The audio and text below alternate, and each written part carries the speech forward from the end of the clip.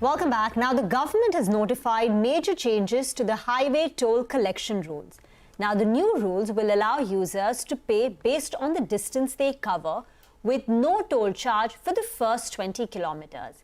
To understand this in greater details, we have with us Jagannarayan Padmanabhan, Senior Director at CRISIL, Market Intelligence and Analytics, joining in. Jagan, thank you very much for joining in. Share your initial thoughts on this. How will this play out? Will there be any impact on toll collections?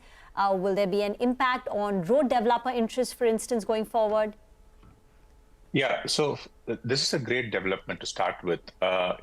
We had from having a toll collection by collecting it across the counter, we moved to a FASTag, and now we're going to go to a global and navigation-based satellite system in which it is going to be completely online, right? And what was a toll collection through FASTag, which was there, which is an electronic way of collection, and there was a 42% jump, and close to 54,000 crores of toll collection has been through FASTags in 2024.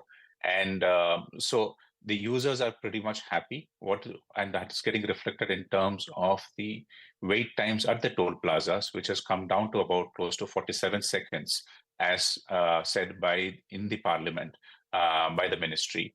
It was close to 10 minutes plus in 2014. So there's been a huge reduction, and the intention is to bring this down further so that it's a seamless interaction which happens at the toll plaza.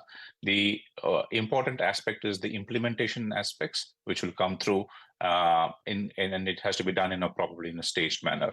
So the initial reactions is a great one, and some of the developed countries have already started to do this, and hence it is only in right spirit we also adopt such systems. Okay, so there are a lot of questions that have come up as well, right? When you said that we moved to FASTag, that reduced the time at tolls, what does it do to FASTag now? Suppose if I'm going from place A to B, do I not use FASTag at all? Will it replace FASTag completely? Not just as yet. Over a period of time, that could be happening. And they have called this out as well. While it is not yet completely clear of what will be the implementation roadmap, but the indication that has been given that it will be starting off with the first 2,000 kilometers to initially start with, and over a period of time go to about 50,000 kilometers in the next 2 years or so. Put it in context, we have close to about 150,000 kilometers, which is NHAI toll roads which are there. So it will be a hybrid mode. FASTags are not going away in any time soon. This will be done in a pilot manner, and if found successful, will get graduated towards about a 50,000 kilometers in the next 2 years or so. So it will work in a hybrid fashion. FASTag and this GPSS will coexist together in a fairly seamless manner. But for toll collectors, say companies like IRB Infrastructure, is this going to be positive or is this going to be negative? Because one can say that with this satellite system, maybe the leakages get eradicated. We will be able to plug the leakages. So perhaps toll collection goes up on an aggregate basis. What should be the impact on, say, companies like IRB Infrastructure, according to you? Yeah, I may not be in the best position to comment on a company specific, which is IRB, but I can. No, I meant like toll collectors. Understand. Yeah, I'll answer that. I'm just saying that, there are far many more toll collectors as well.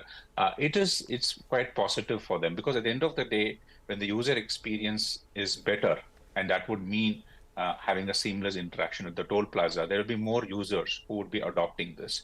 And the GNSS-based system is going to be applicable to the category M and N, which in layman's language would be for the passenger of the freight segment to start with, which is anyways the predominant toll playing category. But from a developer perspective, they would welcome this. The cost of doing this would be far lower in compared to the FASTags. So over a period of time, the cost optimization will also happen for the developer and the growth in traffic. So from a developer perspective, two things are the most critical ones. That is the traffic, which would be there. The second would be the cost of maintenance of the road. This determines the returns for the developer. And if the user experience is going to be far higher, then the traffic will eventually increase, and which would mean that will be positive returns for the developer. So I think the developers should it'll welcome this kind of a move. Okay, so it'll be, they will welcome this kind of a move. You said, of course, it's there globally. We've seen it in the US. We've seen it in other developed countries as well. This system where a global positioning system is used for toll charges.